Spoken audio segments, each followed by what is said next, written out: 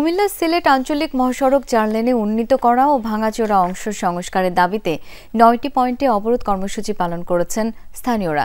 সকাল ৯টা থেকে মহাসড়কে অবস্থান নেন আন্দোলনকারীরা। ১.৫ ঘণ্টা ধরে চলে এই কর্মসূচি। এ সময় বিক্ষুব্ধরা বলেন, দীর্ঘদিন ধরে সড়কটি অবহেলিত, অথচ প্রতিদিন হাজারো যানবাহনের চলাচল, প্রায় ঘটছে দুর্ঘটনা। চলতি বছরে কুমিল্লা ক্যান্টনমেন্ট থেকে কোম্পানিগঞ্জ অংশে অর্ধশতাধিক দুর্ঘটনা ঘটেছে, প্রাণ গেছে অনেকের। আঞ্চলিক মহাসড়কটিও ৪ লেনে উন্নীত করতে দ্রুত পদক্ষেপ নেওয়ার পাশাপাশি সংস্কার না করলে কঠোর কর্মসূচির হুঁশিয়ারি দেন আন্দোলনকারীরা। পরে সড়ক বিভাগ কর্তৃপক্ষের আশ্বাসে অবরোধ তুলে নেন তারা। কর্মসূচির কারণে যানজটে ভোগান্তি পোহাতে হয় যাত্রীদের।